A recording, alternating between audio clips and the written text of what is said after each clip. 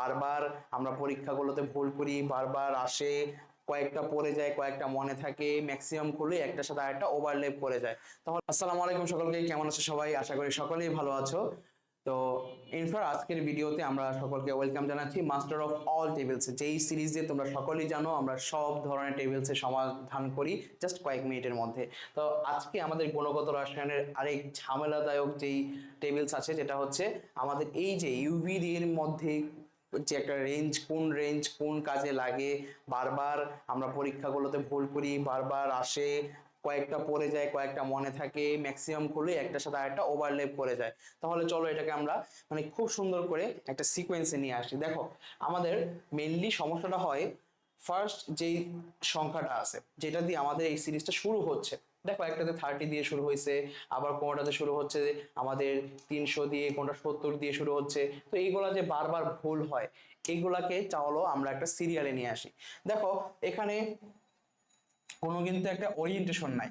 30, আবার 230, এরপরে 240, আবার 200। চলো তাহলে এটাকে যদি আমি গুছায় নিয়ে আসি, বিষয়টা এরকম ভাবে দাঁড়ায় যে আমাদের 200, তারপরে দেখো সুন্দর 30, 40, 230, 40, আবার 270, 80, আবার হচ্ছে 300। এখন এটা কেন আমি সেট করে লিখলাম, চাইলে আমি এখানে সবগুলোর সাথে আবার 2 বসাই দিতে পারি। দেখো তাহলে কি 200, 230, 40, 270, 80, 300। খুবই সুন্দর একটা কিন্তু সিকোয়েন্স আছে। 30, 40, এরপরে 70, 80, এরপরে কত? 300, ঠিক না? তাহলে দেখো, আমি এতটুকু কনফিডেন্ট যে তোমাদের যদি ফার্স্টের অংশটুকু মনে থাকে, একটু জাস্ট ভালো করে পড়লেই পরের অংশটা ইজিলি মনে থাকে। জাস্ট তুমি যদি 200 মনে রাখতে পারো, তাহলে 200 উপর থেকে যে 400, এটা তোমার মনে থাকে। এখন কথা হচ্ছে, ভাইয়া এটা কেন আমি এভাবে সিরিয়াল করলাম? এইটা সিরিয়াল করা মানে তোমার অলরেডি পড়া 90% শেষ, তাহলে বাকি আছে কি? দেখো, এখন জাস্ট এই সিরিয়াল অনুযায়ী আমি পড়াগুলোকে কিভাবে বসাই। ওকে, এখন আমাকে বলো যে আমার শরীরে মনে করো যদি কোনো প্যাথোজেন্স বলতে কি বোঝায়, যে কোনো একটা জীবাণু যদি প্রবেশ করে, তো সেই জীবাণুর সাথে লড়াই করার জন্য তো আমরা কোনো একটা ড্রাগ খাই। তো মনে করো এরকম একটা ড্রাগ আমি খাইছি, যেটা হচ্ছে জীবাণুর যে প্রোটিনটাকে ধ্বংস করবে। তো আমরা জানি জীবাণু বলতে মেনলি যে জিনিসগুলো বোঝায় তার প্রোটিন অংশ থাকে, সেই প্রোটিনটা যদি আমরা ধ্বংস করতে পারি তাহলে তো জীবাণুটা মারা যায়। তো এটা কেন বলছি? দেখো, আমরা যদি একটা লাইন এভাবে মনে রাখি যে আমরা যে ড্রাগটা খাইছি, সেই ড্রাগটার নাম হচ্ছে এরকম। কি ড্রাগ? তোমাকে যদি বলি যে তুমি ড্রাগটা কি খাইছো, তুমি বলবা যে ড্রাগ অফ কি, জার্ম প্রোটিন সেল ট্রিটমেন্ট। তাহলে কি পাইলা? Drug of germ protein cell treatment. দেখো, এরই মাধ্যমে কিন্তু তোমার অলরেডি পড়া শেষ। আমাদের যে ড্রাগ বলছি, কার জন্য বলছি? দেখো, আমি ফার্স্টে তো সিরিয়ালটা লিখবো 200, 230, 40, 70, 80, 300। এরপরে প্রত্যেকটার সাথে একটা করে ওয়ার্ড পড়ছে না? কি পড়ছে? দেখো, 200 সাথে পড়ছে আমাদের, 200 সাথে কোনটা মিল খেয়েছে বলো? আমাদের হচ্ছে ড্রাগ। তাহলে ড্রাগেরটা দেখো আমাদের এখান থেকে মিলাই দিই তোমাকে। এই যে দেখো, 200 থেকে 400 হচ্ছে ড্রাগ শনাক্তকরণে লাগে। এরপরে দেখো অফ, অফের সাথে কি গেছে? অফের সাথে গেছে হচ্ছে আমাদের 230। সো 230 কি?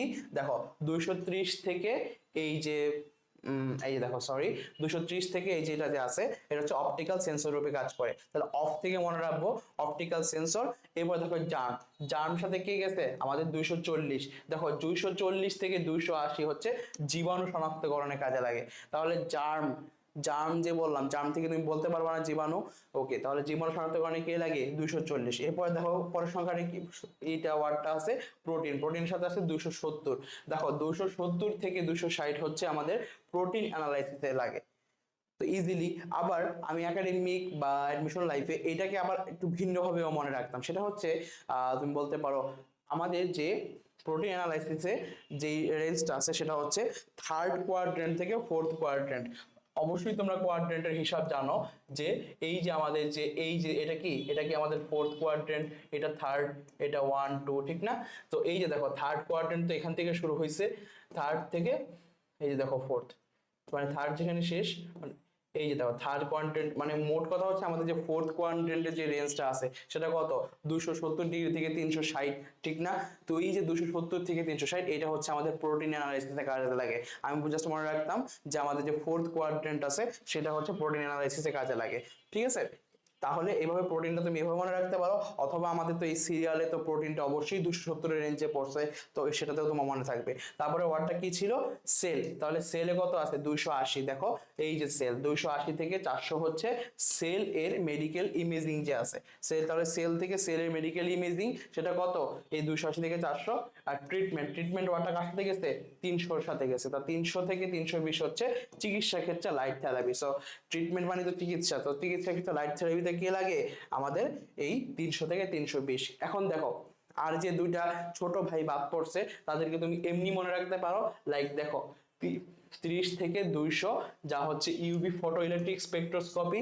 এগুলো খুবই রেয়ারলি আসে, বাট যেহেতু এটা এই সিরিয়ালের মধ্যে পড়ে নাই, এটা আলাদা করে একবার দেখলেই তোমার মনে থাকবে। কারণ তোমার আমি সবসময় বলছি রেঞ্জ, সংখ্যা, কাজ সবকিছুর নামগুলো হয়তো মনে থাকে, বাট কোনটা কাজ ছিল এটা কিন্তু মনে থাকতে চায় না। যেহেতু তুমি সবগুলাকে অলরেডি স্পেসিফাই করে ফেলছো, তাহলে এগুলা ইনশাল্লাহ আর প্যাচ লাগবে না, ঠিক আছে? সো তাহলে আমরা কি পাইলাম, আমি লাস্ট আরেকবার দেখাই দিই, সেটা হচ্ছে ফার্স্ট অফ অল 200, এরপরে কি 230, 240, 270, তাহলে 280, এবং লাস্টে 300, ঠিক না? এবং পরে কি হবে, আমি কথাটা কি বলছিলাম, drug of protein cell, drug of drug of germ লিখতে ভুলে গেছি, দেখছো? জার্ম কার কার সেল, জার্মের সেল অবশ্যই। তাহলে জার্ম প্রোটিন সেল ট্রিটমেন্ট।